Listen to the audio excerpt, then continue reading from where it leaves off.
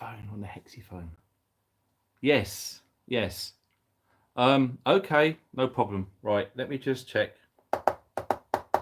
Right, go encrypted on channel 46 Bravo Delta Echo 69er in 3, 2, 1, sync. Yes.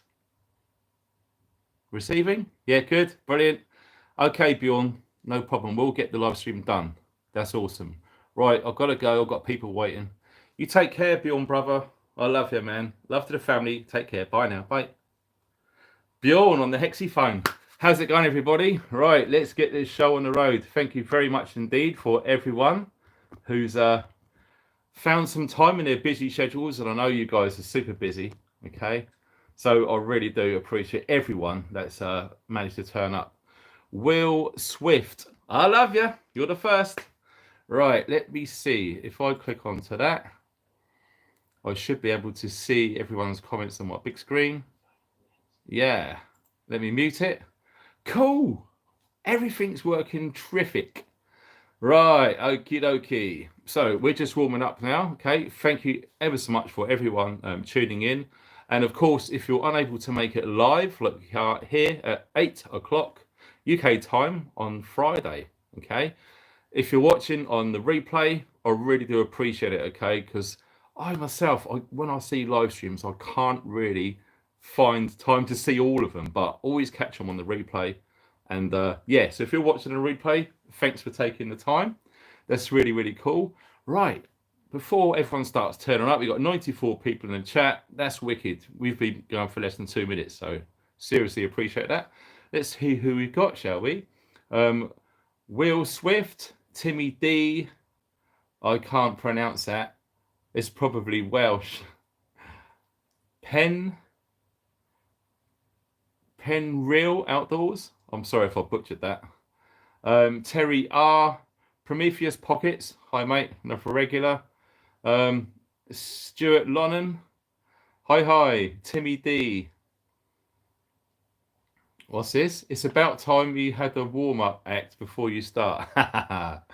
Yeah. We've sorted that now. That was just a little thing. Charlotte Boland. Hi. Looks like from Ireland, I guess. Living in 1984. How true is that? Hi.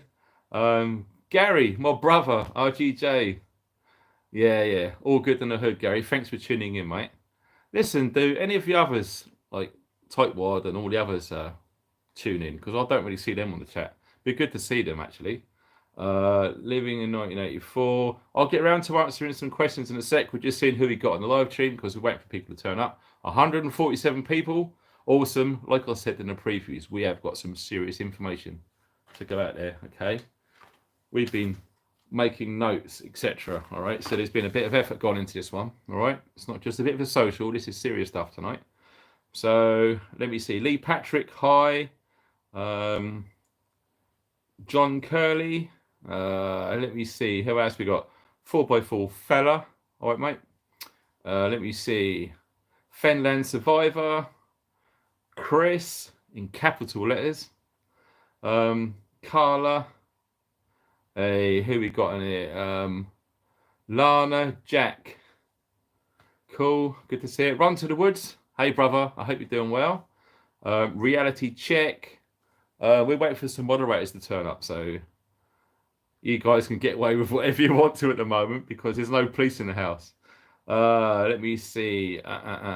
Teddy's Knives. Hello, mate. Good to see you. I'll tell you what, you've been turning out some wicked blades lately. That little set that you've done was really nice. Seriously. I'll have to start sharing some of those because Instagram needs to see good stuff. So, yeah, well done, Teddy. Nice one, son. Steve Brady. Arwin, the Bard. Born Outside. We've got a moderator. Hail the moderators. Nice one, Chief. Good to see you. Let me see who we got. Michael Robinson, Welsh girl. Hello, how are you? Right, here we see ttv.psych. How you doing? Mikey Outside, Roman, Steve Brady, Don S, John O.D., Margaret Buckton. Hey. Marie Robinson. So Gunnar, hey dude, good to see you again. Really cool. Oh, what happened there? I've just literally just jumped about 40 names. Let me just go up there. Bloody hell, why does it do that? There's so many people. There's 177. Goodness gracious me. Right. So yeah, feel free to chat amongst yourself while we're just going through some names. Steve Wales. How you doing, buddy? You all right? Yeah, you got some arse blockers in the house. Let me see. Pedro Moon Unit. Wow, there's so many people, honestly. Matt Francis, a new follower. Good to see you, sir. Metallic Reality. Hail the beautiful moderators. Sweet, sweet, sweet. Deep in a bunker. Good to see you. Darren Sadler, a guy who survived one of our courses. Good to see you. And Run to the Woods. So we've got 2 bug out course members in the house. Much respect. Absolutely awesome. The Apocalypse Chronicles. That sounds interesting. Hi, dude. Let me see. Kimbernatios, whatever that is. ECAT. Welsh Outdoors. Fiona M. Honestly, there's so many. It's insane. So it's all looking good. Everything seems to be working. Now, can everyone tell me if the audio and visual is okay before we begin? Okay. If it's good, we can carry on. If it's a bit breaking up or the sound's rubbish, please let me know and we can do something about that. So without further ado, I'm really sorry, but I have to scroll past 200 odd people in here. The thumbs up looking good. All good here. Perfect here. That's very good to hear. Right. Awesome sound. Believe it or not, this is coming from a Samsung S20, average size, smartphone on a tripod, and my really serious bit of gaming laptop, okay, for all my video editing, etc. So it's all synced together. It's all working good. I'm in the middle of nowhere, and I'm getting 10 to 15 meg broadband, which is absolutely insane. For £25 a month, unlimited, which is nice. So we're hoping that over this weekend, we're going to be getting the internet upgraded big style, okay? If I can borrow a ladder from one of the farmers out in the fields over there, if I can catch him before he's off on his travels because he's really busy, I can get the new setup outside the house. I can wire it all in. I can link it together, do some tests, and hopefully the next live stream will be absolutely wicked. I'll be making a lot more videos because I'll have some serious internet at the house. 203 people. Thank you very much indeed for coming along. It'll be cool. Okay, so it's all looking very good so far. Right, let me see. Okay, everything seems to be going to plan, which is good. So thank you very much for everyone letting me know that the audio and visual is good. The next thing we need to establish is whereabouts are you from? Okay, because when I looked at my audience analytics, which I do every couple of months or so, I can't really get that macro into it all. It was soon becoming apparent that the majority of the viewers are from the UK. Now, when I flipped this, when I started my channel, the majority of my viewers from the USA. Excuse me, which is very, very odd how that all changed. I don't understand how that happened and why, but it is what it is. So in a strange, weird sort of turn of events, it's probably worked out for the better because, like I said in a few live streams before, I try to keep my finger on the pulse of what's going on in the world, but as you could imagine and understand, there is so much going on, so regular, it's daily now, okay? It's not like a weekly or a monthly thing. Every single day, you know, some people will probably wake up with their cup of tea, they go to the garage and they buy the newspapers and they go, all right, what's going to be happening today then?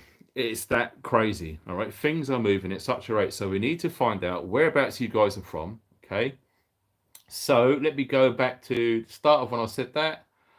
0 pence. Keith, are you in the house? I hope so. 0 pence and Metallic Reality. There's a link there. Something about, yes. Now, Metallic Reality, you're going to have to remind me in the chat whereabouts Keith is, unless he can say himself. All I remember is in Essex, and I think it began with letter P. My memory's terrible. I should have checked before, but as you can appreciate, I've got a wad full of notes. I've been getting messages like crazy, emails and all that stuff. So what we're trying to do is Keith, his name is 0 pence, and he's a beautiful guy. And he always goes to the prepper meet. I've never known a prepper meet without him. I can't think. He might have missed one, but I'm not sure. He hasn't got a lift. He can't get to the prepper meet. So if anyone lives in Essex, okay, if someone could just pick him up and bring him to the prepper meet, we will be eternally grateful. Seriously, because if Keith doesn't go to the prepper meet, it's not the same. Okay, so Keith's a lovely guy, and he makes some wicked, awesome knives. And anyone who's into their model making, etc., keeps really going places. So that's all good in the hood. So I'll get down to that little catch up about that in a minute. But at the moment, we're going to be seeing where everyone is. Now, I wish I've got a scrolly mouse. I wish I could just tap the arrow, but it's not. So I'll touch it and it goes vroom, past about 30 names. So it looking like the first one is Darren Sadler from Norfolk. Okay, Canada, BC, Canada. Wow, man, you guys have got it bad with that president, and you.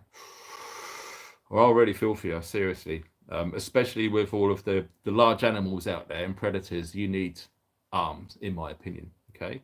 Here we go. Big up the Kent Massive. Yeah, there's a lot of people from Kent coming here. Dorset, Bedfordshire.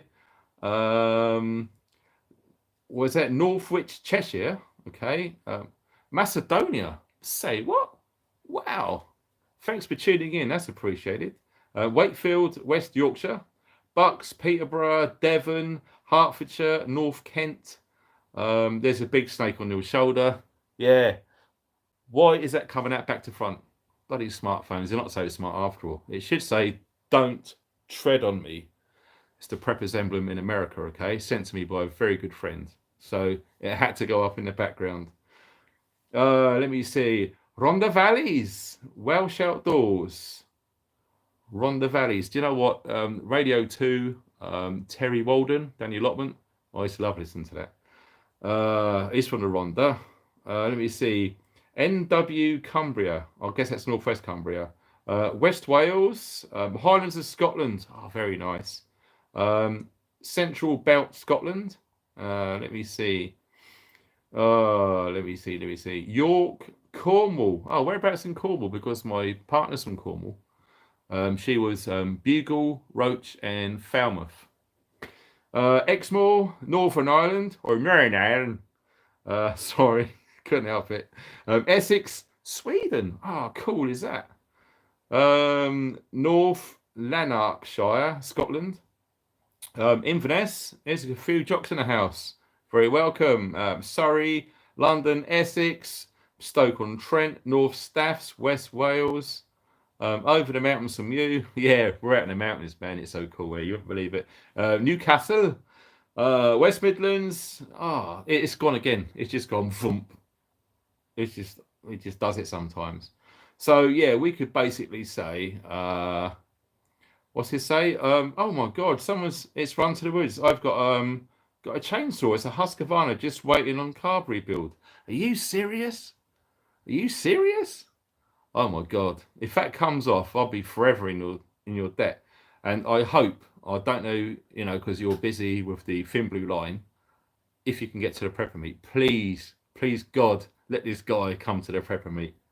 Run to the woods. Oh, such a nice fella, seriously. Merthyr Tydfil, Skipton, Yorkshire, Cornwall Massive. Yes, sir. All looking good. We've got 230 people in the house.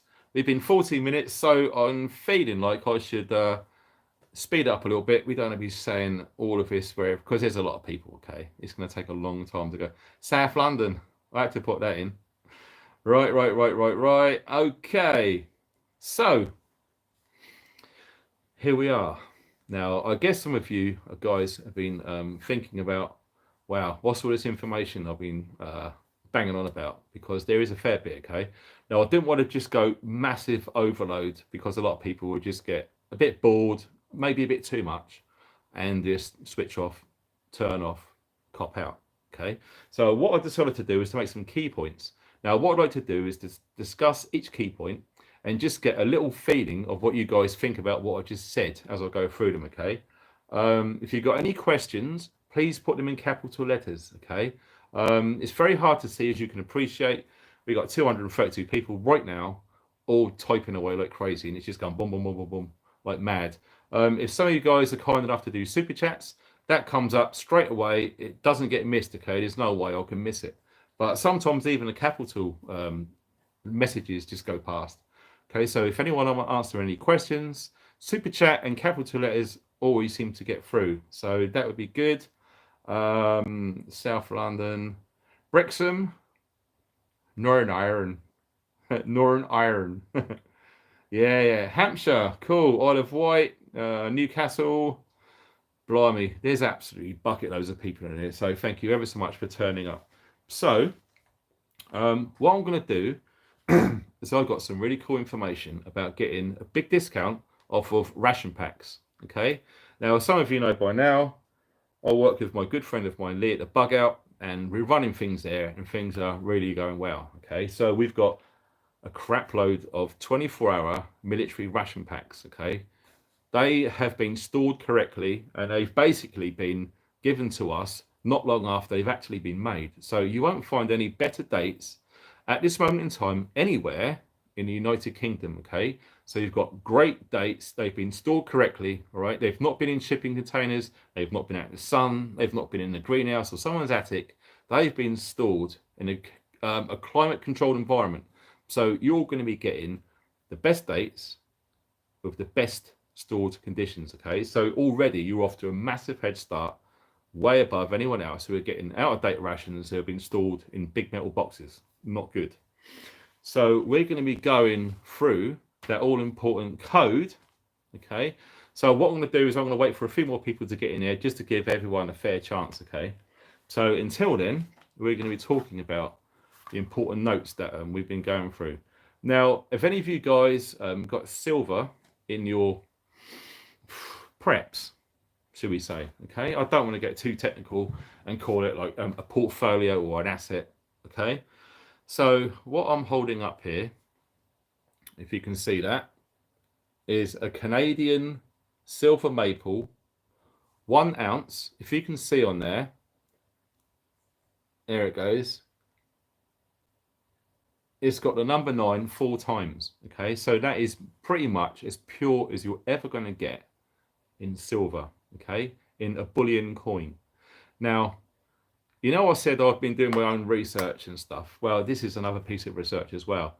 Now, most of us know, maybe not all of us, but when you get silver coins like this, can you hear that? They make a very distinct sound.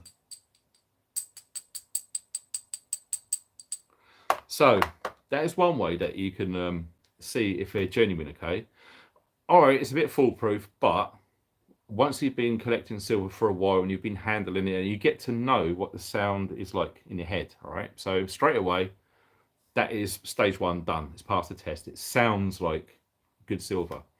Second stage is you get, personally, what I use is a magnetic strip that you probably got in your kitchen where you clip all your knives on. Okay, take it off the wall, put it at roughly 45 degrees. It hasn't got to be exact. Okay, so you want it at a good slope like this. Okay, so you get your coin, you place it on top of this magnetic strip, and you watch it.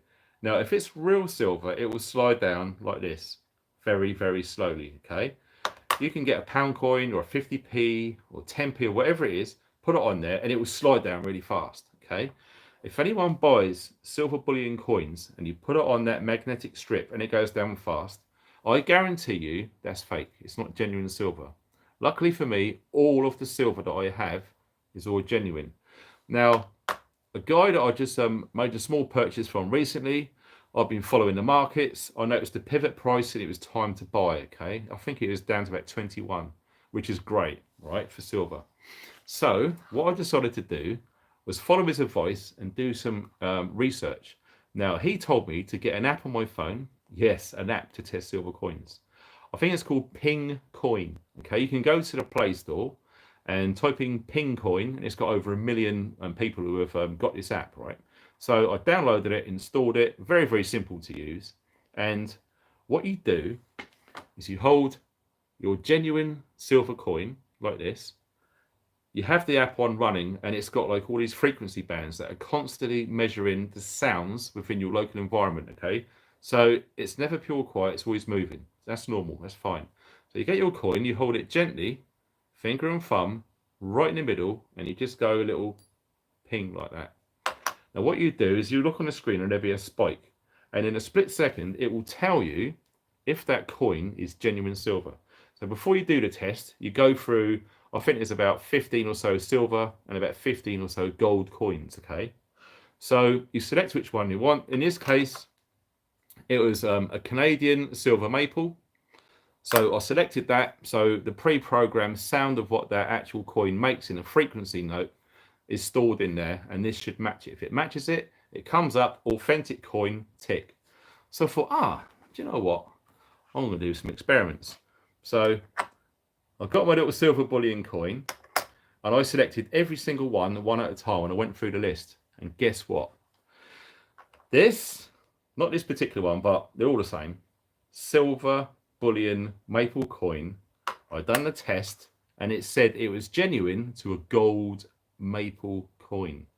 So theoretically, according to that, you could spray that gold color, clean it all up, test it, and you take it to someone who wants to buy, right? They use the app. You say, I've got some gold maple 1 ounce coins.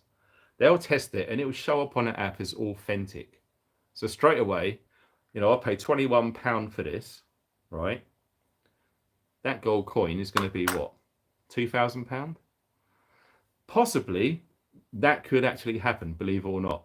So I went further, and that come up as a positive test that was genuine to be a gold Krugerrand. Oh no, I couldn't believe it. Then it discovered that this is the exact same frequency as a Morgan dollar in the USA, silver dollar. So yeah, it just goes to show, it backs up what I've been saying for years now. Do not rely on technology. It will let you down, okay? It will. And it will let you down at the moment you really don't want it to. So during my research, that's what I discovered. Now, some of these apps you get on the phones for testing silver are foolproof, okay? It's absolutely bonkers. So I stick to my original one. I use my magnetic slide to see if it's genuine, okay? So moving along, what's going on around the world at the moment? In California, the United States of America, I remember going there in 1989 and spent a whole month living out there. Beautiful part of the world. Well, it was back then. Lovely climate, great people. It is just a beautiful place to be, okay? But at the moment, it's being run by silly people, should we say, okay? Now, at the moment, it's looking like it's just about to reach $10 for 1 gallon, which is like 4 litres or so, give or take. Now, that's crazy, okay? I done some calculations at work the other day during my research into this, and I discovered that on average, what we're paying here in the UK at our pumps, it's working out about $9 a gallon. So the UK and the US are pretty much on par level with how much the fuel is going for at the pumps, all right? God, bloody nose is gone funny tonight. So that is scary, because recently we've been hearing that the pumps in America, they've been reconfigured, so they're going to accept double digits, okay? So when people have been used to paying $1, $2, $3, whatever it is, it's actually going to break that 999 and go into 10, 0, and then carry on climbing, okay? So in the UK, a good friend of mine, I don't know if he's on here, let me just check. His name is Chris, UK prepper man. He's changed careers, he's now a lorry driver.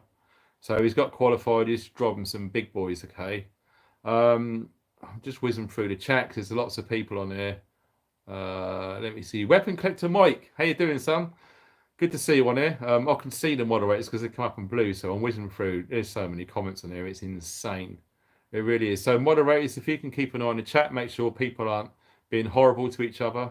If anyone's taking a rice, just wipe them out, okay? Do what you feel you need to. You've got my consent, okay? So we want to keep it in a nice place for everyone. So it looks like Chris isn't here yet, which is a shame. He usually is, but he's a busy family guy like myself, so no problem at all. He done a post on Instagram saying he saw diesel £2.04 for 1 litre. Now, I believe that is possibly a service station, maybe on the M6, the M4, not really sure, but that's insane. I remember me and Lee at the shop, we was talking about fuel prices when Ukraine started, and he said it'll be £2 before Christmas, and here we are already. And what are we now in June? It only just turned June as well, so it just gives you a bit of a flavour of how it could go this year. So yeah, very, very scary. While we're on the subject of fuel, can everyone tell me what they're seeing where they are? Because that will give everyone in the chat a good idea of how it is. Now, I believe I've got friends up in Scotland and they're paying a lot less than they are in England and Wales, okay? I don't know why. Oh, here he is. You've paid Cripperman. He's just turned up. He's just finished a 14.5 hour shift. Oh, Chris, and you've come on here. Man, you're a legend. Seriously, dude. If he was here, I'd shake your hand right now. What a legend. The highest fuel tank in services, £2 5.9 on the M1. There you go. So that post he put off £2.4 has just been topped already. Absolutely insane. And with those prices, I can actually foresee a lot of haulage companies going bust. Now, we're already seeing this in America, okay? Now, usually, typically, what happens in America, the UK is sort of not far behind. So, but I can see that this not far behind is going to be pretty much instant. The fuel prices seem to be matching the same times. So statistically, you're going to see resources that require that certain thing are going to be affected, i.e. haulage companies. So they all rely on diesel and lots of it. I mean, Chris, can you tell everyone how much it cost when you just filled your tank up on that beast? That would be insane, because you're going to be shocked how much it costs. Because can you imagine? Most cars are anything from 50 to 90 litres per tank in a vehicle. But can you imagine the HGV, the size of them tanks to drive that great big machine with all that weight? So, Chris, if you're on here. Oh, Sharon, you got out of the evening meal. Fair play to you. Nice one. Yeah, look at that. £1.74 petrol. You know, people would absolutely bite your leg off right now to get that. So, like I said, up in Scotland, in Glasgow, very, very cheap. Okay. So yeah, we're waiting for Chris. If he's got a sec, he'll tell us how much it costs to fill his rig up, which is bonkers. I couldn't believe it when he told me. So looking at this, we got 192 in London. Well, I can tell you here in Bilf Wales, where I work in Mid Wales, it's gone up to 195. Yes, that's insane. £1.95. Here we go. Chris has got back. Thank you, Chris. A 500-litre tank on the HGV, over £1,000. How much longer do you think haulage companies are going to be able to afford the transportation of goods and services?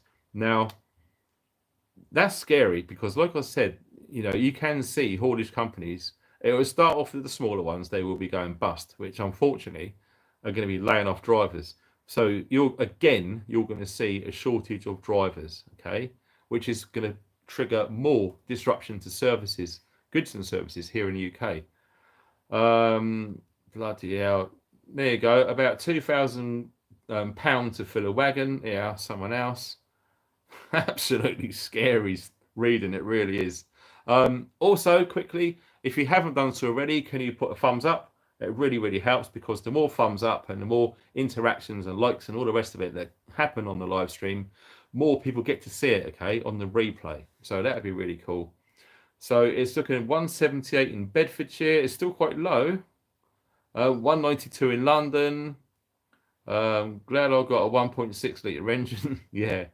180 to 190 diesel in Scotland. Let me see. £2. Wow. 174. 178. Let me see. $4.59 in America. Wow. Wow. 199 for V Power. I used to use V Power on my Type R back in the day. Nice, clean, good fuel. And you do notice the difference, but my God, that's expensive, isn't it? 179. Wow. £2.26 for regular. Oh, that's over in Norway. Bloody hell, Gunner. Blimey. No, I don't know if that's UK. I'm not sure. 190 in Dorset. That's diesel. 189 in Essex. So it's looking like it's 174 to £2. So it's quite a big difference, isn't it? Depending on where you live in the UK. Now, Here we go. £2.06 for E5 Texaco Orpington. Bloody hell. That's bonkers, isn't it? 193.9. So yeah, looking already that the UK is seeing, yeah, it's the majority of it's over 180. Excuse me. So that is scary news. Thanks for everyone for commenting on there. So moving along quickly, we're going to be going on to gas. Now, we use Calagas bottles at the cottage purely because the log burner we've got there is a back boiler. Okay, so the back boiler, if you don't already know, it fills up the radiators around the cottage, giving us lovely warmth because it gets really, really bitter cold out here in winter time. So we do need a good area of the whole house to be warm. Okay, not just one room. So unfortunately, when we have a power cut, it relies on a pump to pump the water, so that's not working. All right, so I need to find money from somewhere so I can get some sort of backup generator, probably battery one, because I don't like the idea of diesel, etc., to actually run that, so to make sure that we've got like hot water and all that sort of thing.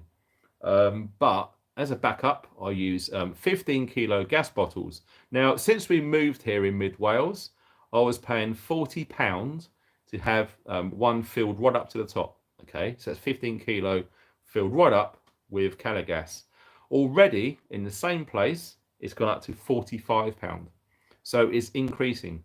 Now, I believe that that's a reasonably cheap price. Now, not far away, there's like a little village shop, and I think it was about 2 months ago, they were charging £51. So I would have thought they're probably £55, £56 now. So does anyone else get 15 kilo gas bottles? If so, can you let me know where you are and how much you're paying currently, if you are getting some? Or if you aren't getting some currently, let me know the last time you paid for it and when it was. That will give us a good idea as well, because lots of people do use Calagas as a backup for cooking and heating. All right. So Chunky Prepper, wow, you're alive, dude. You've been missing in action. Good to see you, Steve. And I hope you come to the Prepper Meet, mate. Lots of people are this year. We've quite a few van lifers that's come to the shop, so there's going to be a new bunch of van lifers going to the Prepper Meet, which is absolutely awesome. So yeah, is anyone 13 kilo calopropane 46? Wow, blimey! So you're getting less and you're paying more. That's scary. That's not very fair, is it? Yes, we'll see you there. Well done, Steve. Good to know, mate. Good to know. Let me see. No one else is really commenting on the Calagas bottle, so we're not going to dwell and wait on that. We're going to move on. Moving over to the United States of America. Now, this only come to light recently. So if anyone watching live from the US of A, can you confirm if this is actual truth? Okay, because there's a lot of misinformation out there. We're trying to get to the truth here and let the people know what is actually going on. Okay, because you can't trust mainstream media. Anyone who does, I'm sorry, but you're probably watching the wrong channel. All right. So we've got in America. Now, I've been hearing that some of the pumps, I don't know if it's all of them. Again, if you could confirm this, it'd be great. So anyone in America listening right now, get on the keyboard ready. I've been hearing that the pumps have been limited. So they're not going to deliver anything over $90 per fill. Okay. And it automatically cuts off. So if you've got a great big tank or you're doing jerry cans as well, it's not going to let you have more than $90 worth in one delivery. That's scary because that is fuel rationing already. Okay, so is anyone mentioning this on here? We're just going to wait for some of the guys, our beautiful friends in America, to see what's going on now. No one coming up, but again, they'll probably be catching up soon and let us know. Right, okay. I said to myself, if we get over 250 people in the chat, I'm going to announce this now. Currently, it's 255. So, if you want 10-man ration packs, so you get the individual 24-hour ration packs that the British military currently use, what I said earlier, they're the best dates, best conditions. They're available right now. There's a link below this video. If you go on there and you enter this special code, you will get 25% off. Okay, so a quarter of the total price. And the total price was already cheaper than this if you was getting the single bags, okay? So if you go into the order section, okay, now write this down. It's Funky25. FUNKY25. Foxtrot Uniform November Kilo Yankee 25. If you enter that into the link below, you will save 25%. So basically, you're going to get 10 brand new, best dates in the UK, guaranteed, stored correctly in a box, £142 delivered straight to your door. Okay, no one, and we've checked, no one in the UK is doing it any cheaper with those dates. Okay, so go for it. Okay, this offer is going to run until 0900 hours on Monday morning. Okay, so you got the whole weekend. All right, so pass it around, share it on Facebook if you're on Facebook, etc. That discount code Funky25, honestly, it will save you 25%. So like I said, spread it far and wide. We're trying to help out as many people in the community, and I want to see more preppers in the UK do live streams, because I do feel like I'm the only one doing this. I'm trying to help as many people as I can, because we all know where this is going, and we all know and we feel the pressures of what it's like to have your disposable income literally dissolve before your very eyes like an aspirin in a glass of water. It's getting that bad, and it's going to get a lot worse. Now, I'm not going to be doom and gloom, etc. I'm a realist. I know what's going on. I can see. I've got a brain and I've got a heart, and I can understand that we are all being screwed. Okay, I'm not going to mince my words. That's straight talk. Okay, we're all being proper screwed out there, and it's going to get a lot worse. So take advice. What I've done personally is go around your house, find anything that you don't need, that you don't like, poncy little ornaments, and you think, why have I got these ornaments? You know, they just sit there gathering dust, especially if they've got some sort of value. Okay, sell them. You want to sell as much as you can in your house, in your shed, in your garden, whatever it is, in your garage. Go up into the loft, rummage around, find everything that you can that you want to sell.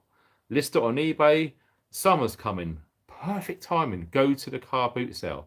Take it to the prepper meet. This is an if it's prepper related. I don't want people bringing all sorts of tat and stuff to the prepper meet, okay?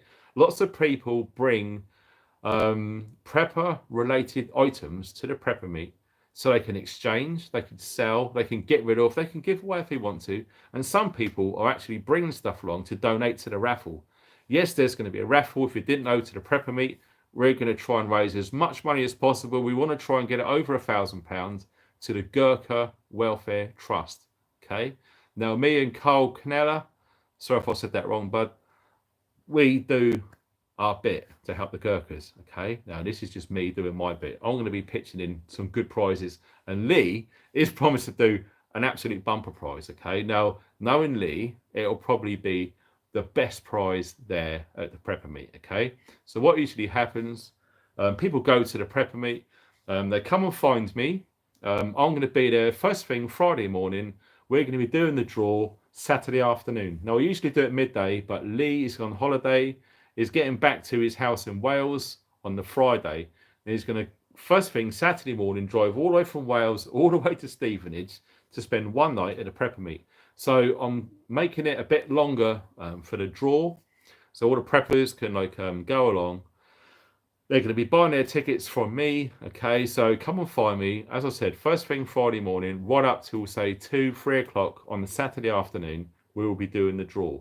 Okay, so it's going to be £1 per ticket or £5 a strip for 5 tickets. Okay, obviously the more that you get, the more money goes to help the Gurkhas out, and the more chances you're going to get of having your name pulled out of a bucket, a box, a bag. I don't know what it's going to be yet, but there's going to be a lot of people doing this, okay? And there's going to be so many prizes. Incidentally, whilst I'm on the subject to this, before I forget, because we've still got the information to go through, all right? We need to make sure that if anyone can bring something to help, all right? So this is where community comes in. I'm doing my bit. I'm bringing as much stuff as I can. We need to get event shelters, gazebos, and tables. If some people can bring something, if they've got the space and the time, and if they can do it, fantastic. The more the merrier. Even if we have 3 or 4 gazebos linked together and loads of tables inside, it just makes it easier to have all of the prizes laid out on a great big table. So what happens is the draw, it's here. I've got a great big bucket full up with tickets, folded in half with all of your names on it, etc. And you're going to be standing there, and I'm going to be pulling out numbers from a hat. I'm going to choose members from the community to come out and draw some too. And I hope they don't pick their own ticket, because that would seem crazy. But you know, it is what it is, and that's what we're going to do. First come, first serve. So you go into the area, and you can actually choose 1 prize per person, anything you want. So obviously, the people who draw first will get the best pick of the bunch. And there's going to be all sorts, okay? The more the merrier. People will be bringing all sorts there, bottles of whiskey, etc. Good prizes, prepper-related things as well. So everyone gets a good chance to win something cool. Hey, honey. My partner's just gone out for a nice long walk in the hills. Was it nice? It's blowy as hell. Blowy, yeah. It's the bloody wind up here. It's crazy. So that's the prepper meet, everybody. There is quite a few new people coming this year as well. Okay, now looking at the ticket sales of how it's going, they're going very well. There seems to be 70 people, or is it 72? I'll have to check. But 72 people have never been before have actually bought tickets. So it's awesome. And I do know a lot of van life people who have actually bugged out for real. They're going to be going, bringing their rigs, and you're going to get a chance to go around and meet all these people, interact, and swap ideas, hints, tips. Contact details is a great place to network. Okay, so I've worked out a loose formula. Okay, so people get drawn to this channel, they come onto the live stream. If they can't make the live stream, if you're watching a replay right now, look at the comments under the video. Now, what tends to happen is people who are reaching out for others to link up and to start a community, maybe share ideas, go out and practice skills together, that sort of thing. Everyone meets up here in the chat. If not the chat, the comments once the video has been uploaded. Okay, so you find out, hi, I'm in so and so, is anyone near me? Okay, so you look through the chat, you interact, you find someone. Then I recommend that if you haven't done so already, open an account with Instagram. Right, so you go on Instagram, you arrange to meet them people on there. Then what you do is you chat privately. Okay, once you think it's a good vibe, you know, everything feels right, you like this person, you shared a few photographs, blah blah blah. My advice then is to go to Telegram. Now Telegram is more encrypted, a lot more private, and a lot more safer to exchange phone numbers, email addresses, places to meet, etc., that sort of thing. So once this sort of formula that I've devised actually passes through the stages, and you've had some chats on Telegrams, the most important thing is if you really try your best to make it to the prepper meet. Okay, so if you make it to the prepper meet, what's going to happen is you're going to go there, you're going to be surrounded by like-minded people, and we estimate there's going to be over 300 people come this year. It's going to be a big event the way the sales are going. All right, so there's going to be a lot of like-minded people there. You're in a relatively safe environment. Okay, so it's good to meet someone in a crowd, etc. So, you know, at this point, you know, if it was me, you're going to be monitoring body language. You're going to throw a few curveball questions at them, monitor their reactions. You spend some time with them, and if it feels really, really good, then if you really wanted to, arrange to meet up with other friends somewhere and practice skills, that etc. And once that, you know, that friendship grows and that bond and that trust grows as well, then if you feel like it, you can actually go to each other's houses and all this sort of stuff. And I've actually seen this happen for real. Okay, I'm not joking, this actually happens. So this is like a seed which is growing for community, for people to link together, to sync, network, create ideas. It's great for business as well. If you've got a small business and you interact with other people and they've got a little business, you can get hints and tips and ideas, share each other's information on websites that they've got. And, you know, someone comes asking you for water filters, I haven't got any, but my friend who's got that website has got some, send them to him. Business helps each other, especially in times like this, with the economy going crazy and small businesses, they've literally got a gun to their head right now. So especially if it's veteran run, which is close to my heart, And luckily, me and Lee are veterans and we're working together and we're doing our own thing and we're helping other veteran companies too. So the Prepper Meet and this live stream via Instagram and Telegram seems to work very well. So that's my advice. Take it or leave it. It's there. Incidentally, if you can do a thumbs up, that would be really, really cool. If anyone's got any questions, capital letters and super chat, because it really highlights and it's very easy for me to find. Blimey, there's a lot of stuff going on in the chat right now. Seriously, very, very good. I haven't got time to read it. Oh, there we go. Super chat. See what I mean? You can't miss it. They come straight up. Simon Mills, thank you for your donation, sir. Just a bit for the cause. Love to make it there. Thank you very much. Yeah. If you do make it there, come over and say hi. Don't be a stranger. You know who I look like, but I don't know who you look like. But like I said, we're in a big safe environment. It's fine, okay? Absolutely awesome. So, yeah, very good. Dave, Pete, Anon, good to see you, mate. It's a good mixed crowd. Do you know what? That's absolutely right. Another thing which I've been noticing, because I've been organising this Prepper Meet since 2013, okay? So a long time there, nearly 10 years. Now, there is a mixture of everything and everyone there, okay? Like I said in videos years ago, you cut yourself, we all bleed the same colour. But physically, we're all different, okay? So that is represented at the Prepper Meet for sure. Everyone is there, which is beautiful. It's really nice to see. So yeah, thanks very much for the donation, Simon. And yeah, it'd be great to meet you, mate. Seriously. Moving along, back onto the notes, because we got some notes going on here. Right. So also, do you remember back in 2020, there was restricted limitations on certain items in both shops, whether it be a convenience store, a corner shop, or indeed a supermarket. Okay, so from memory, because the memory is not all that, I do remember that milk was being limited. Okay, so I remember going into one of those one-stop convenience stores on a council estate, and I grabbed 2 full pints of milk, went up to the till, put them down there, and she said, "Really sorry, only 1 bottle per customer." I'm like, whoa, that's scary. That actually happened. Now this is happening right now again in Germany. Now I don't know if he's on here, Ronnie, but I've got a good friend, London boy. He lives out there in Germany at the moment, and it's good to keep in touch with him to see what's going on out in Germany, because Germany has been by far the biggest economic power within Europe. Now they are seriously struggling, because from what I believe, they have 90% of all of their gas imported from Russia. So you can imagine the turmoil that's going on in the economy in Germany right now. So at the moment, currently, flour and pasta are being limited 1 item per customer. So obviously they got issues with flour and pasta. So what do you think? Flour and pasta. Wheat. Wheat is an issue. Like we said on the other live streams, wheat is going to be a big issue, okay?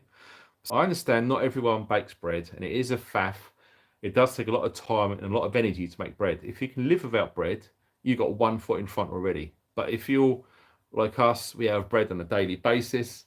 No need bread is good. Sorry? No need. You just bundled in. No need bread. Sorry, I'm getting. Say again? No need. Yeah, no So need that's bread. Need that you just put all the ingredients in a bowl. Yeah. Mix it in the Put it in the fridge overnight. fridge. Yeah. Lasts for days and No days. need bread. If anyone's come across that before, it's a great. My partner's done it before. We've done it a few times back at the old house, doing in a big fridge, Just and take it out it absolutely half an worked hour fine. before you want it. Bring it to room temperature. Let it. Yeah. You can make a great big lump of it.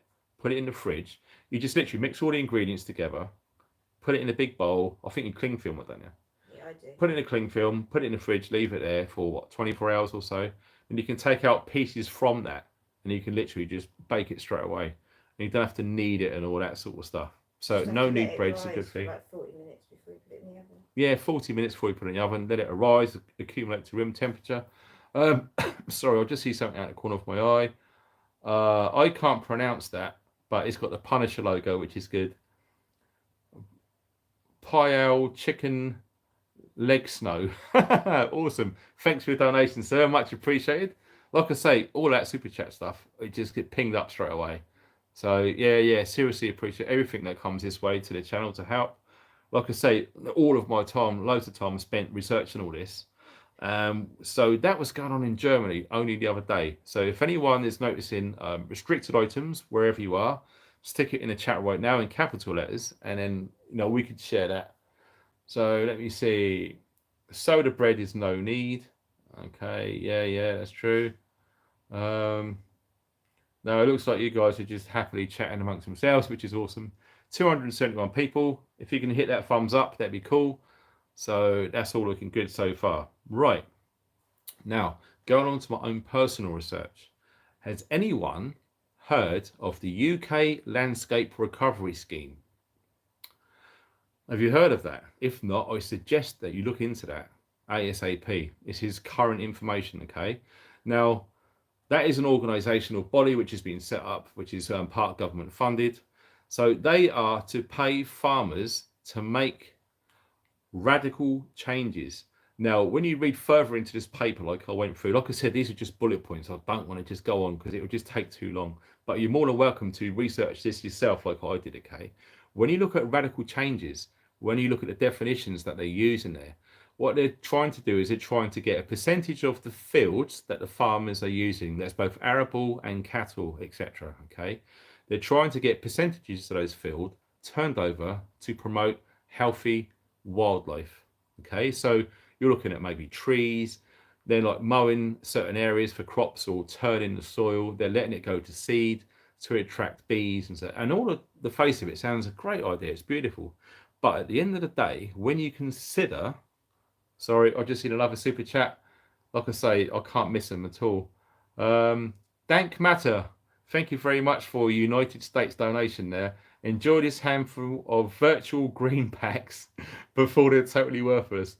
By the way, digging the Gadsden flag. Yes. Don't tread on me. Like I said, I've got a lot of people got my back in America, and that was sent to me years ago, and I proudly display that. Okay. So yeah. Thanks for your donation. I'll seriously appreciate that. It's very kind. Like I say, I can see it out the corner of my eye. Bing. Nice big colourful thing, and it comes up. I can't miss them. Let me see.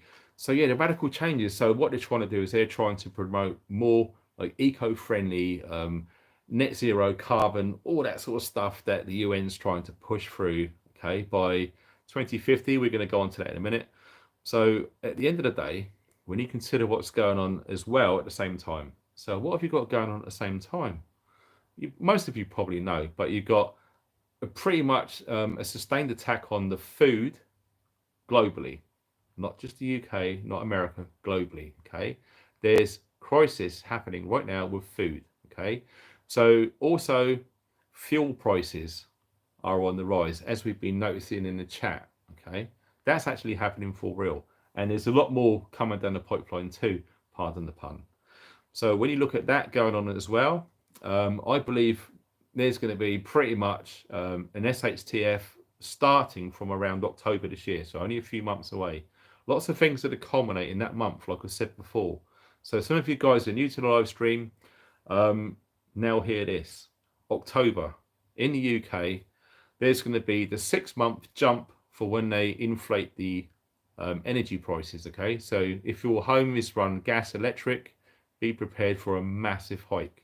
And look at April the 1st. April Fool's Day, you can't write it, can you?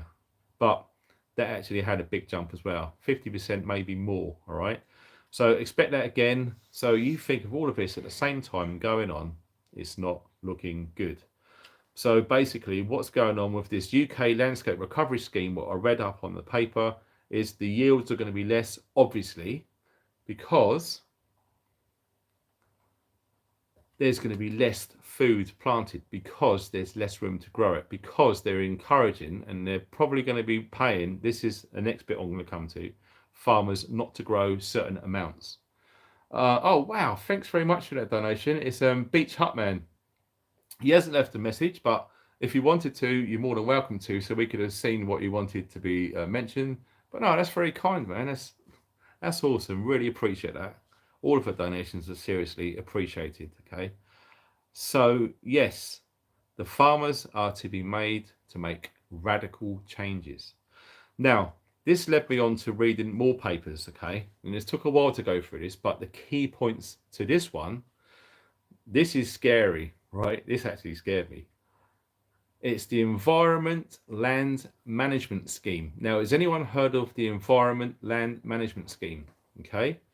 Now, what they are saying is the subsidies that are offered to UK farmers are going to face a reduction of over, that's greater than, 50% 2024 to 2025. So you can imagine farmers rely on subsidies heavily. In fact, I would like to put my neck out there and say if there was no subsidies, you probably wouldn't have any farms at all. Okay, so listen, they're going to have their subsidies cut over half, not 50%, but more. I don't know how much more, but it says over 50%. So it could be 60, 70, 55, we don't know. But 50% is a significant cut to any subsidy for any farmer here in the UK. Right, that's England, Wales, Northern Ireland and Scotland. I'm not sure about Wales, that's in the Eurozone, that's a completely different kettle of fish. If there is anyone from Southern Ireland who know anyone in the farming community, can you whack that in the chat so I can go through and we can see what's going on there, all right? So yes, it is not looking good at all. Like I say again, you start connecting the dots and you start linking all of these events together and you're left with a picture which can only lead to one thing: big problems. And that is a huge understatement. Moving along, reading another paper, I went on to a government paper, which is the UK Parliament Committee paper. This is all available online. What I wanted to do, Ninja Man, hey, thanks for the donation, bro. We didn't need to do that. Oh man, you're an awesome dude. You missed a trick there. You could have said something at the same time. But no worries. I really appreciate that, dude. That's probably enough to get a pint of beer in this day and age, which is spooky. So yeah, going back to the UK Parliament Committee paper that I was reading through the other day, they have announced that there is to be a net zero carbon economy by 2050. Okay, can you imagine what the UK will look like in 2050? It's a scary, scary thought. Okay, like I'm not a doom and gloom guy. You know, I research and I follow other people research, and I look into the dots and the connections, and I form my own opinion based on what I've learned over the years. Okay, and from what I'm looking at, this is serious stuff coming down the line now. Does anyone know exactly what the zero net carbon issue is? Well, I suggest you look into it. Right now, a good place to start is the United Nations. You go on the United Nations website and you look at Agenda 2030. Okay, now on the gloss that they've painted over all of that, it seems to be a not bad idea. But when you start looking into it in detail and the wording, the new term that's being used is verbiage. If you look at the verbiage used, blatantly, anyone can view this, anyone public for free on their website. It tells you the outlines of their agenda 2030, which is 8 years away, or less than 8 years away now. So yes, this net zero carbon economy is going to be set. They're going to try everything. And when I say they, it's not just government, okay? So let's get that straight. The government don't really run things, all right? So that is 2050. Now, going back to what I was saying earlier about the US truck companies, that some of people are going bust at the moment right now. So if any of you guys in America right now, if you know of any companies that have had to fold or close because of the prices of the fuel, moreover diesel, I would say, let's have a see. Brett the Maverick, thanks very much for the donation, sir. How do you get to put those little things in there? What is it, a dancing pear or something? That's really cute. I appreciate that. That's really nice. So yes, it's looking pretty crazy out there. It is looking bad. Looking at yeah, Dave peeing on. Now, Dave said to me that he wanted to see if he could do discussions or whatever at the prepper meet. So what I advise to do is keep it low key, and we can sort it out on the day, but we don't really want to make it a big event like that because of politics with you know what. Okay, so Dave is talking here about guinea pigs as a sustainable pig. Now if anyone wants to know anything about using guinea pigs as a protein source. Now, from what I remember chatting to Dave about and seeing some of his videos a long time ago, that they breed like rabbits. In fact, probably faster, Dave, if I'm right. So yeah, if you want to have a really good protein source, that would be a good way to look into it. Guinea pigs, okay? A lot of people in the US, or in Minnesota and stuff, they use what's called meat rabbits. This is like the new thing. Now, moving along down to some of more research. Now, paraffin. Now, I done an experiment, right? I went through the purchases I made on eBay, and I went right back to November in 2020. Now, I've already had 8 amount of paraffin on hand, sealed, unused at that time. I wanted to bolster my preps and get some more. Now, I was buying 20 litres at a time, right? Now, there's a company in the south of England called Rye Oil, RYE Oil, okay? Good company to use, and I believe that they still trade on eBay. You want to check out their website and eBay to see what would be the best price, okay? Because eBay, they're putting 50% on businesses there. It's crazy. Then you got shipping as well. So it might be, if they're local to where they produce it, you could literally just go there and see if you can inquire via email to get some of this yourself. Now, back in 2020, for 20 litres of standard diesel, not the posh stuff, the standard diesel, £38.50 for 20 litres. Now, I checked on the same eBay advert just before this live stream to update the information to make sure it's correct. It is now £46 for exactly the same. So that is an increase of 18%.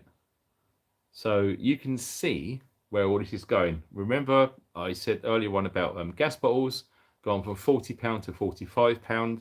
Paraffin, £38.50 to £46. All right.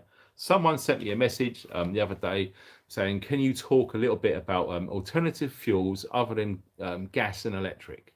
So my advice, based on my research and how I've used it in the past, proper field tests, because I would rather try out stuff before the SHTF. Okay, so I know exactly how it works. I've got loads of tips about paraffin. Now, paraffin, as long as you keep it away from sunlight, that's very, very important. It has to be in a dark place. Okay, so if you've got a brick shed or a garage, keep it in there. Okay, preferably store them unopened. Okay, so when you get paraffin, you get them in a 20-litre drum. Okay, it's got a good heavy-duty lid which is sealed on there.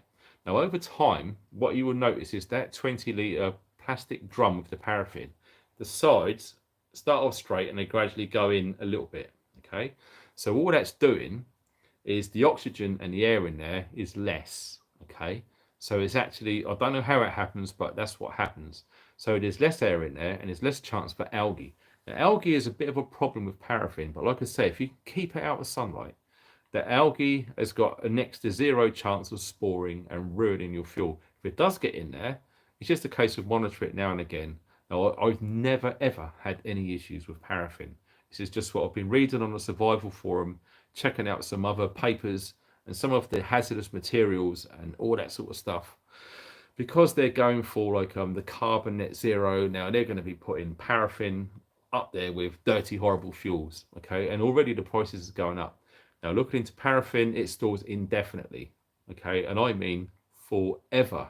Okay, as long as you keep it in a dark place away from the sun. If you've got any sunlight in there where you're storing it, over time, especially if you've opened it and used it, okay, you've got the air in there, the oxygen. Now, that is going to spore algae, which is going to ruin your fuel.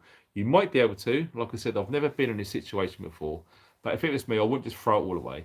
I would try and just gently pour off and scoop off the top, get rid of that stuff. Then do some burn tests with some just paraffin lamps, okay, to make sure that it's still okay. Now, a little tip, if anyone has never used paraffin before or have used it before and not come across this, now this was shared by a fellow subscriber here on the channel, and what he advised, and I tried it a long time ago and it actually worked. If you've got a paraffin heater or a lamp or a cooker, okay, the 3 things that paraffin is used for. Now, the advice is when you light it outside of the house. Okay, so you've got it all, you filled it all up, you go outside, you light it, you give it about 5 minutes. Okay, now what you're doing now is it's like a carbon reaction that happens when you burn it. lots of like the smoky vapors and all of the fumes and stuff will smell a bit nasty. Okay, so you leave it outside, you let that burn it off. It doesn't take long, right? I've actually timed it and it was 2 minutes, but this guy recommended 10 minutes. It's up to you. Any time between 2 and 10 minutes is my advice. Okay, so you burn it off, you get rid of the fumes. Once that's gone, you can then bring it into the house, put it to heat the house, to cook on, or can use it for lighting if the power's out. And let's face it, we have been reading up that there is going to be issued rolling power cuts this winter. Okay, in America, they're saying it's going to be happening in summertime, which is now pretty much. So it's a very good idea to make sure that you've got heating, cooking, and lighting. Now, my paraffin idea is an absolute awesome thing because, like I said, it stores indefinitely. Okay, it's very cheap and affordable to use. Now, my advice also is if you are going down this road, because I've always said the same sort of message. I'm sorry if I repeat myself for the old brilliant subscribers that I've got listening now, is you try and spread your preps as many different ways as possible. Okay, so you store different foodstuffs, you store different forms of wealth. Okay, you do all different things, and the same with fuel. Okay, so petrol, diesel, paraffin, gas, firewood. Okay, you get a little bits of all of that sort of stuff, and whatever happens, you've got options then. All right, try not to just go balls in on just get loads of gas bottles. Okay, something happens or whatever it is, that is all you've got. You've got nothing to rely on, fall back on, or to use alternatively. Sorry, my eyes have just been distracted. I just saw something colourful. Where is it?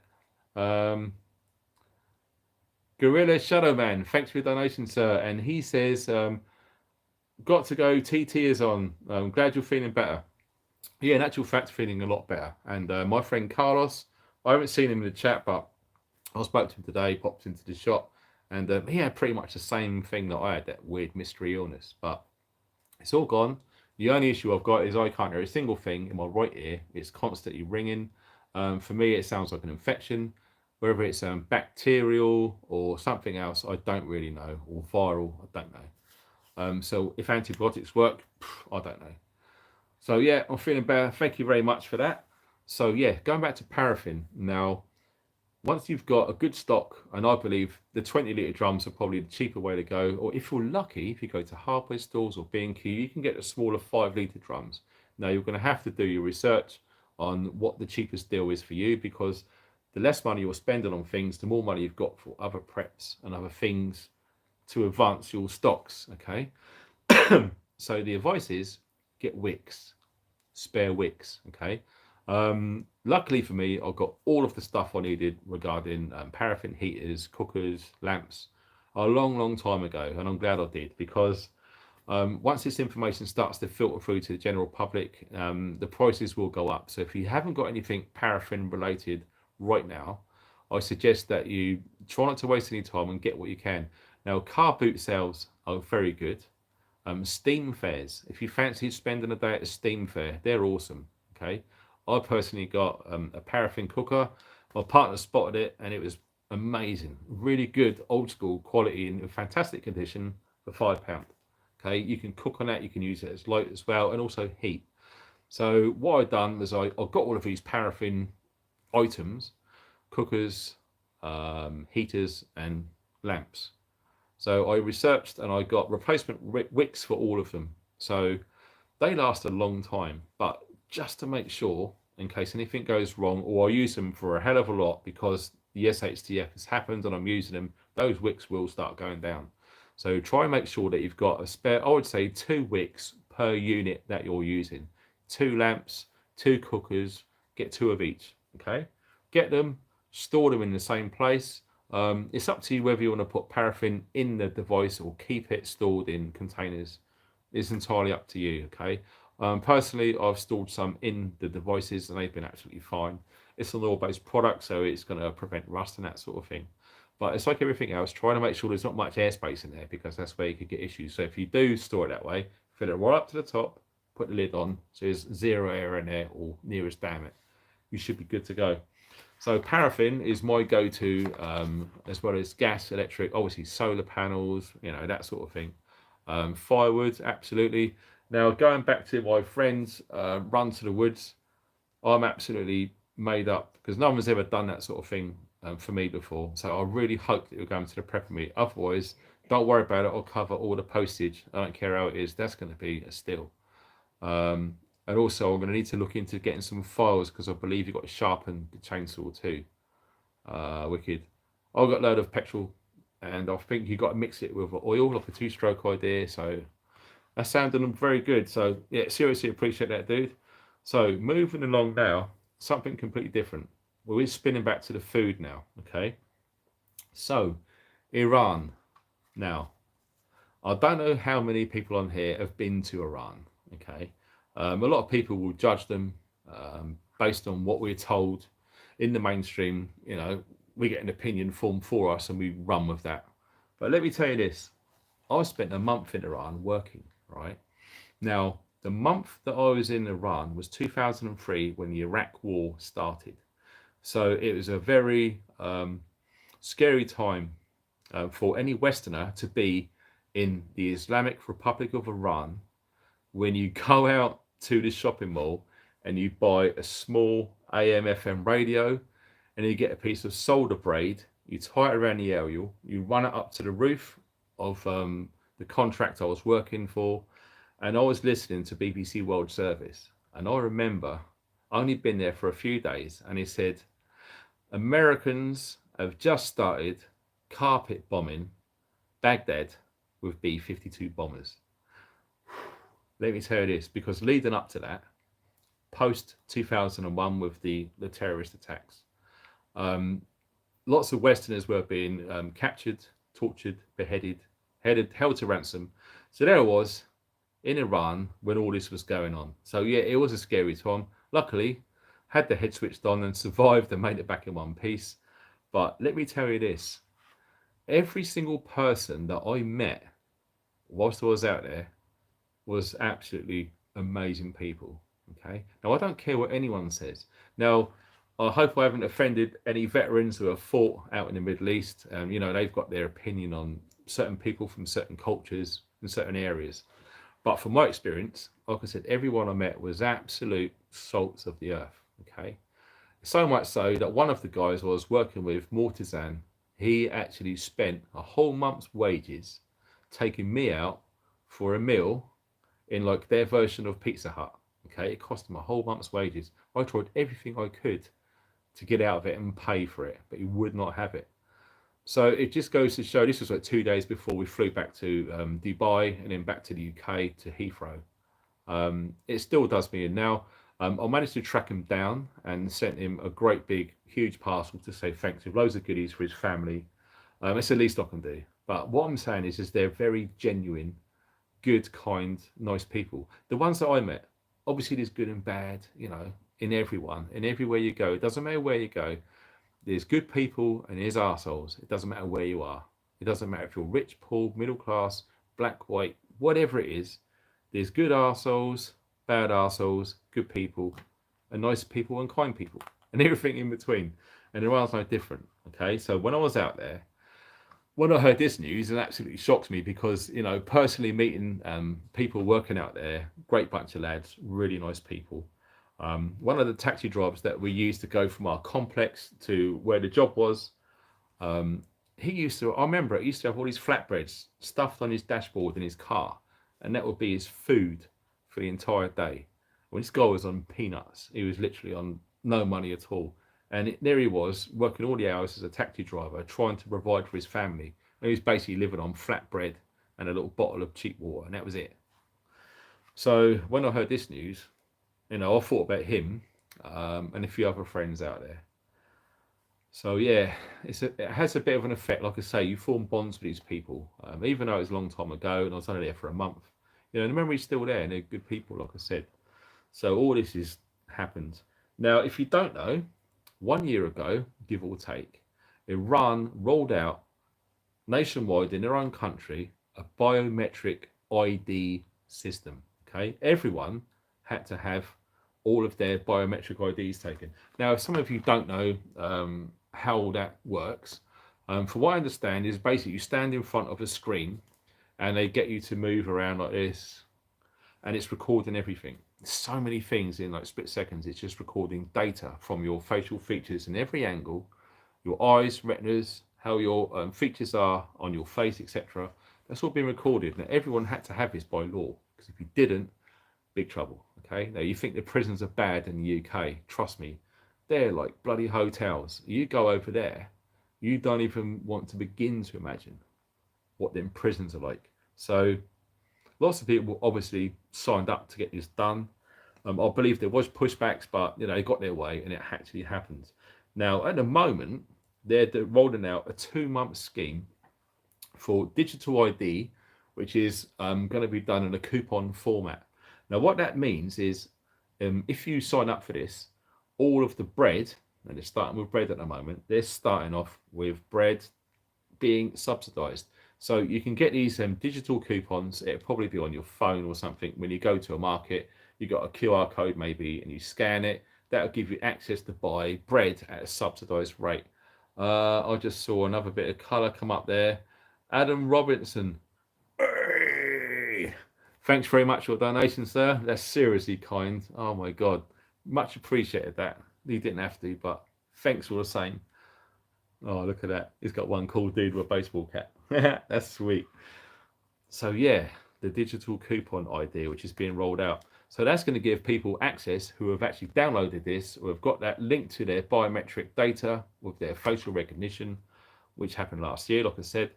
That is going to be how they carry on buying subsidized bread.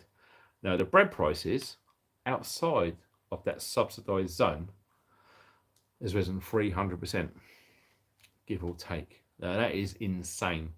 So basically what happened is they literally cut the wheat subsidy. Can you see a theme here developing? Now, wheat and corn, two things which are being heavily stamped on right now globally. Okay, not just America, not just Ukraine or wherever it is, globally. Okay. Now, look at all of the exports that are coming out of like Australia, India, all of these places. They're all having a big impact on the food prices. If you track US wheat's a good one, and US corn, if you check on that, I would say Monday morning and Friday, say 5 o'clock, that's the close and the open, or vice versa, of the stock markets, and you'll see, you look at the graph over that week, it's changing, right? And that is scary, because that is going to have a big impact on everything that you buy in the supermarket, which has wheat and corn in it, all right? So yes, they're going to be literally rolling that out for a couple of months as a trial thing to carry on getting that subsidized bread at that price. Okay, again, they're limited amounts as well, so you can only get a certain amount. If you haven't do that, or refuse to carry on with their little agenda there, you're paying 300% more, which obviously that is way out of a lot of people's price ranges, especially what's going on, and especially in, I don't want to say developing countries, because it's a bit disrespectful, but I would say less well-off countries maybe. Okay, so that's going to have a huge impact in Iran. So not only are they going to do that, they're going to do it to all foods. So think about it. Now, I don't really want to go too political on this sort of thing, but when the issue started, I said back when it was happening that it seems to be like a training exercise going on globally, a data gathering exercise. Now, there's going to be a centralized authority overseeing all this. Before it happens, if any of you don't know, watch on YouTube, if it's still there, Event 201. It's a very long series of videos, but it's happened before the issue, okay? And it outlines what was going to happen. So if you watch that and understand it fully, and it will take a long time, it's about 8 hours, okay? It takes a long time to sink in. And look at what's happened since that was done in 2019, and look what happened in March of 2020. Big things changed, and it's still changing now, and it's ever evolving, and it's only getting more and more crazy. Like I said, it's a daily thing now, right? So many things are changing, and it's not looking good at all.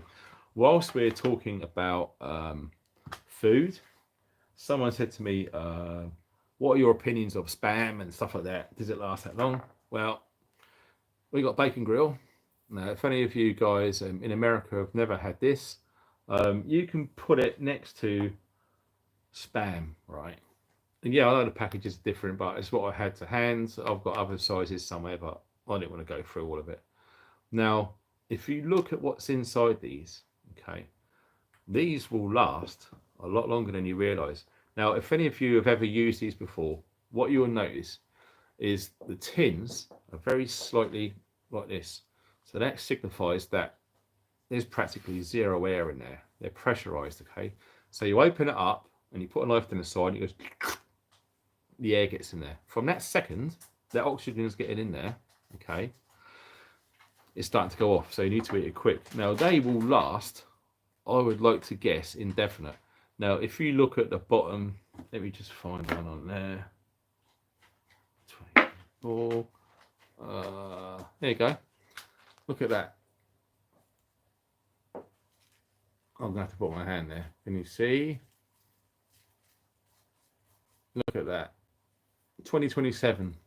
Okay. 5 years away from now.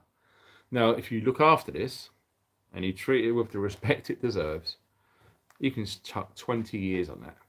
All right. And I'm not joking. 20 years, this stuff will last. There's lots of fat, there's protein, there's meat, and there's salt all in there. And trust me, I know lots of people who are into their health, etc. They're going to be saying, oh, you don't want to be eating that, it's bad for you, blah, blah, blah. But trust me, if you need calories, you need energies, that is dense energy right there. Going on to that, these are awesome, okay? The 300 gram size, the bigger one, okay? Now that actually says on there, 2025. Again, chuck 20 years on it, all right? But these are all going to work providing the same old cool, dark place. The lower the humidity, the relative temperature that these are stored, the longer they will last, okay? If you start to going outside of that zone, so you've got a damp room, the humidity is, say, 60%, you got a bit of sunlight coming in, or it's near a radiator, or whatever it is, right? 2025 is probably the best that you're going to get on there. You might be lucky to stretch it to another 6 months or a year, but we're talking 20 years. If it's stored like that, right, and you open this, you're not going to be a happy bunny. Absolutely. Another good thing to have is corned beef. Now, these are relatively cheap at the moment from a company called, I call it Aldi. You can call it Aldi. Doesn't matter. It's the same thing. All right. So these are absolutely awesome. They're seriously good.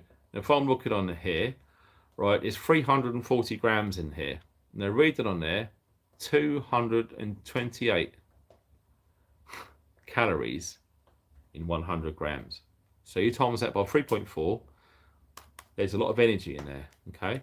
Beauty of these is they come with their own opener, so you've got no need to worry. Also, people will say to me, and it's the same old thing, what do you prefer, bacon grill or Spam? Right. I would say, based on that, if you're cooking it, that is Usain Bolt, right? And that is some guy drunk on the pavement on a Saturday night out, in my opinion, okay? Spam is okay. That stuff is the bomb, all right? It actually tastes like real bacon. Spam just is like, just gooey ham, really.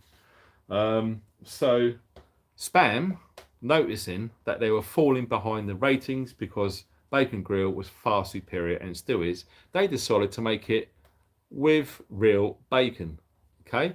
Because they realised that the sales were dropping on Spam, Bacon Grill was shooting for the roof. They decided to put bacon in there. Now, I can't remember if I've actually tried this before. I think I must have.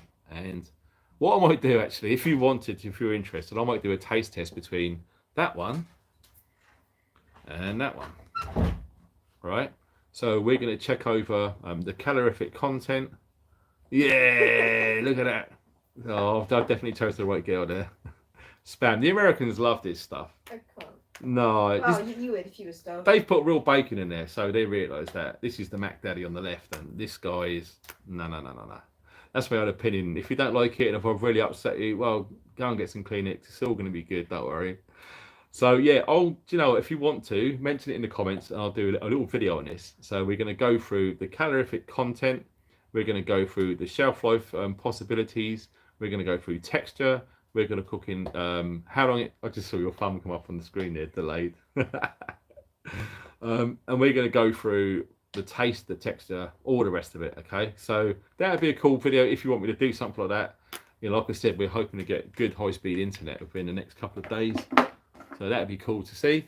So let me see. This American is ordering tulip now. Trust me, right? It's awesome. And I remember, I don't know if he's on it, but I've got a good friend in Canada, Paul Bakima. I actually sent him one of those tins, and he loved it. He said it was quite salty. So yeah, some of the guys who are not. Hey, look, safe to know, man. John, glad you made it back, man. Good effort. Spam was a poor man's meat growing up eating it. The new recipe of bacon I find salty. Like I say, mate, I'm going to do some taste tests on that. But I would say spam, it would be okay for sandwiches, that sort of thing. But if you're cooking it, bacon grill, in my opinion, just punches him straight in the throat and he's flying out of that ring there like that. So yes, so we have corned beef. That will last donkey's years too, okay? Purely because of the amount of fats and salts in there, okay? Of course, it's pressurized and it's sealed. Like I said, all of these need to be stored in a cool, dark place with low humidity, so dry, okay? You've got anywhere damp, do what you can to get that humidity out of there. I've just seen some colour go out there, and it says Fiat Punta, or Punta. Thanks for the donation, sir. Or lady, I don't know what Fiat is. Yeah, really appreciate that. Thank you ever so much. And yeah, the face off. So yeah, spam. In actual fact, let's have a look at this tin of spam and see what it says in there. It's produced in Denmark. Okay, so yeah, there's a lot of pigs in Denmark. It makes sense. Let me see. Here you go. Look, store in a cool, dry place. Everyone's been saying it. So if you're not doing that, you're getting it wrong. So energy per 100 grams, 292 calories. So it looks like it's slightly more than the bacon grill, which is a surprise really. Let me just double check that. Oh God, in actual fact, no, I was looking at the other one, wasn't I? No, in actual fact, we have a winner. Bacon grill says on here, for 100 grams, it has 296 calories, so just under 300. And the poor, grim-looking spam is 292. Only joking. In fairness, there's not that much in it, okay? But the beauty of it is, there's a lot of energy in these, and they will last for a long time. In Tesco's in the UK, these are £1.30 a tin, so that's a steal. That price has been anything between £1 and £1.30 over the last 3 years. So that seems to be bucking the trend with whatever else is going on the supermarket shelves. I would hazard a guess. I can't remember how much I paid for that, but that is got to be more expensive. So how I look at things is you want to spend as least money as possible to get the most calories as possible that's stored for the longest time possible. Okay, which don't require much energy to actually make it edible. I've not tried this. Has anyone eaten bacon grill raw without cooking it? Not sure what it's going to be like, if it's going to be bad for you.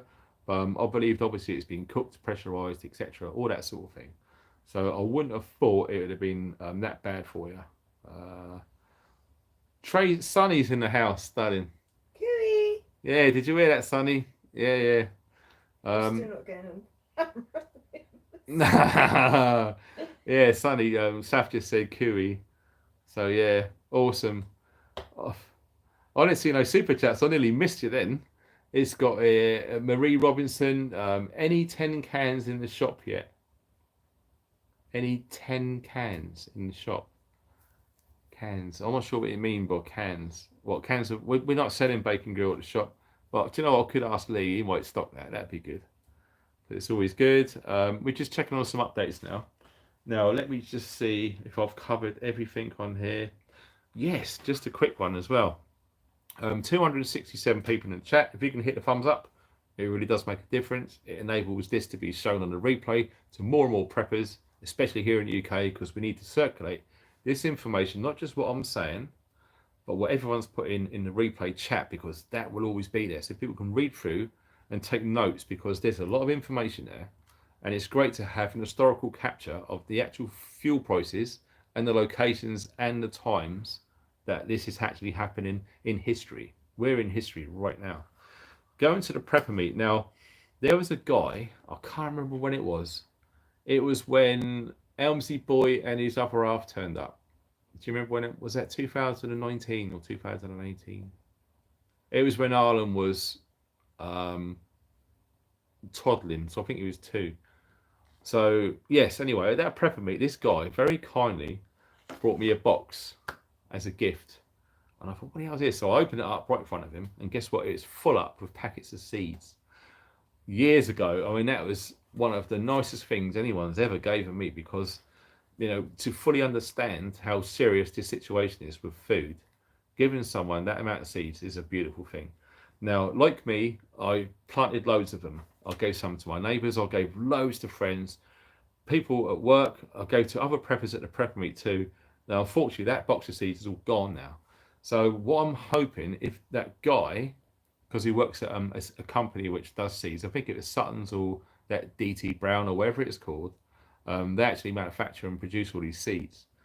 So if you're listening now, or if you know that guy who'd done that, can you let him know if it's possible to get another box? Because what I plan to do is to go around to the prepper meet and make sure everyone gets some seeds, because we want everyone to make sure that they've got some sort of garden, okay? If not this year, next year.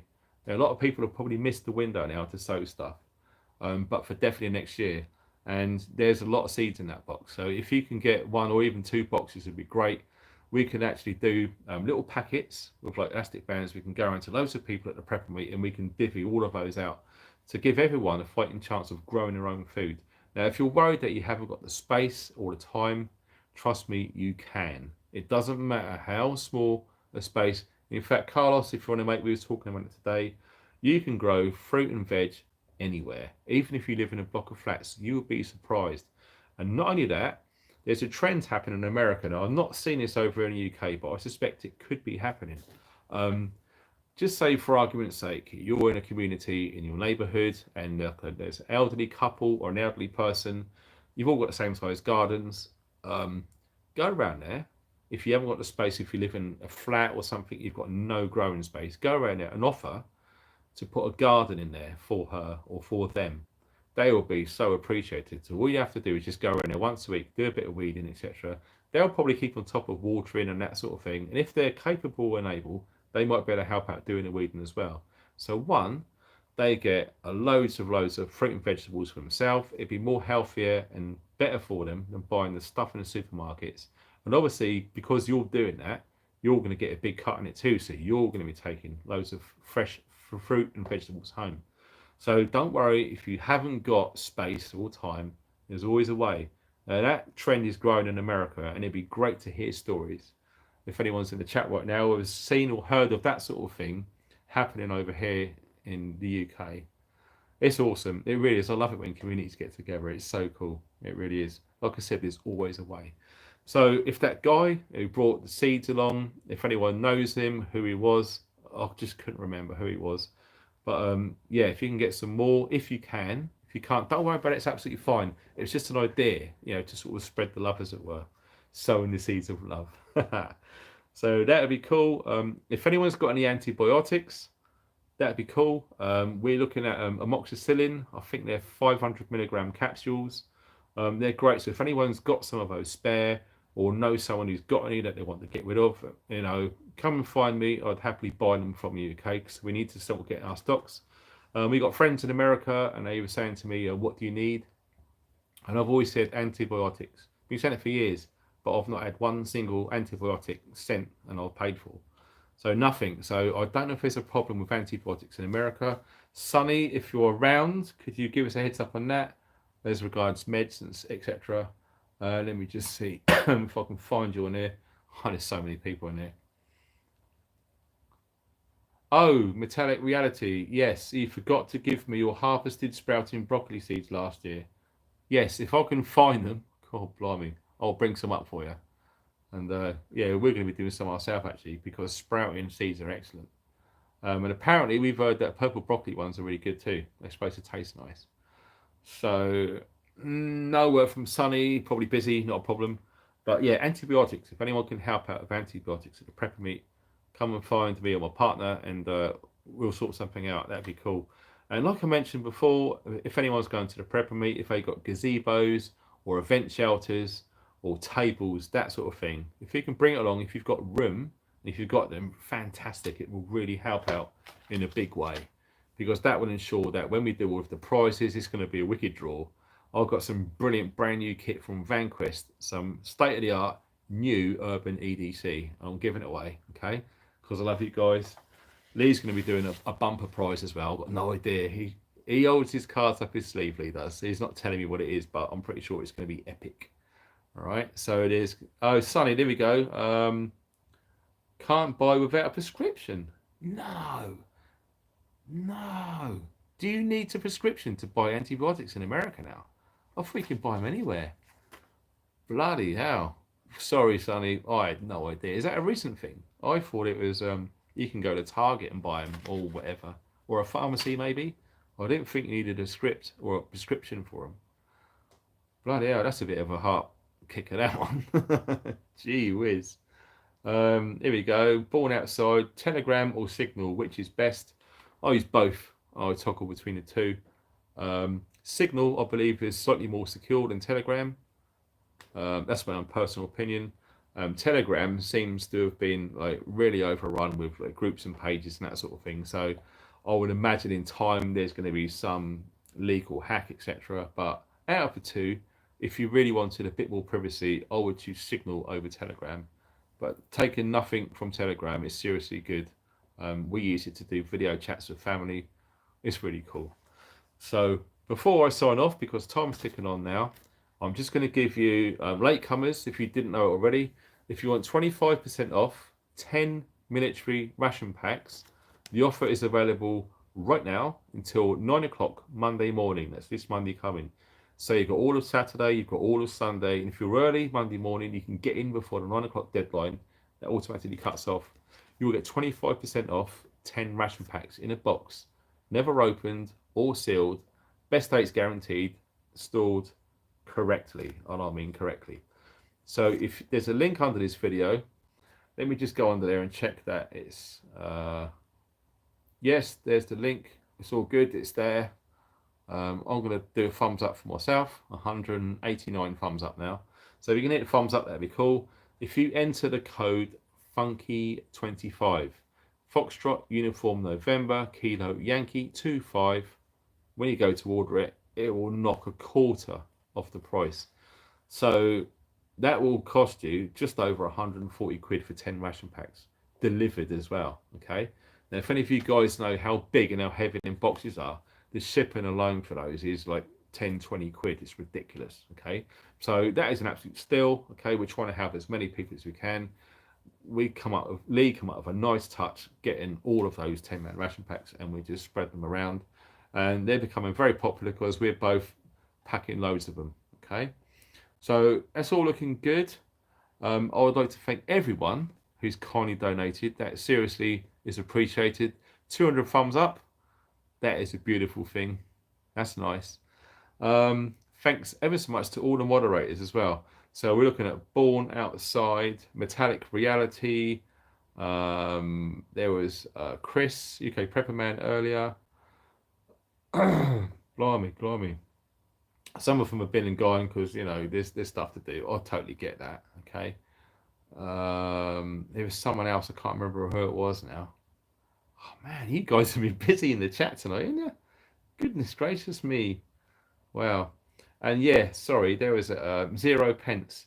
0 pence and Metallic Reality. I didn't get any of the chat. You know what I mentioned earlier about Keith getting picked up? Did that actually happen? So Metallic Reality, if you can like whack it in the chat right now, because we're signing off soon, it'd be cool to find out what's going on with all of that. So we're waiting for that to come on. Carlos, have a good week. Yeah, you too, buddy. Appreciate that. born outside. Yeah, seriously appreciate spending your time coming on there and working pretty much.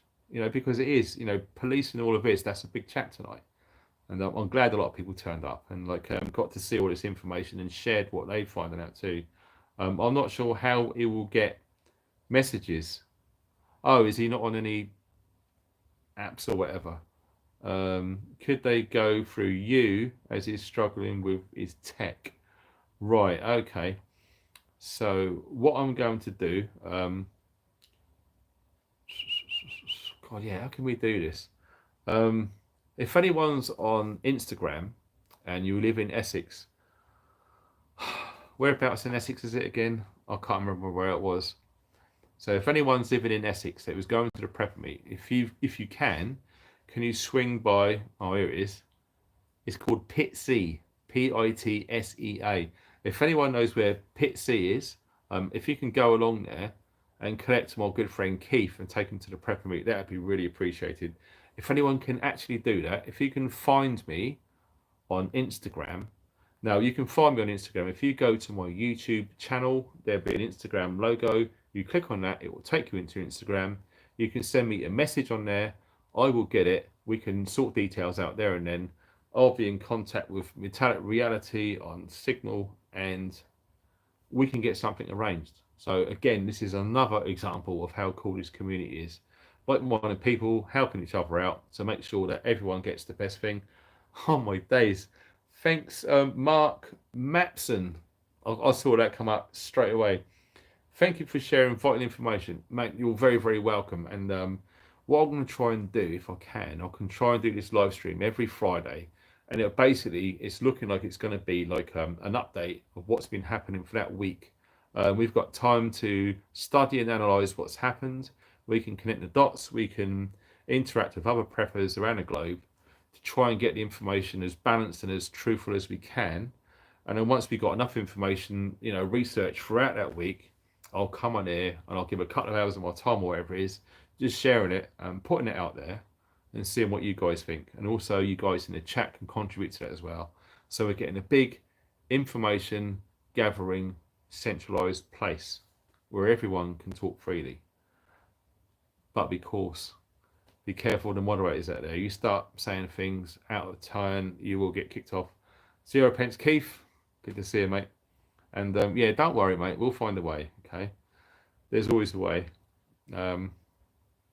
So yeah, we're all looking good. Absolutely awesome. So yes, thanks for the donations. It's awesome. I'll seriously say that, okay? I really do mean that. That's a beautiful thing, and it does help. Because, you know, we're all struggling and it is bad out there. So everything that helps really helps. All of the moderators who are giving your time to make sure that this chat stayed safe and it stayed out of the political, religious realm of like a war of words. Okay, we don't want none of that going on.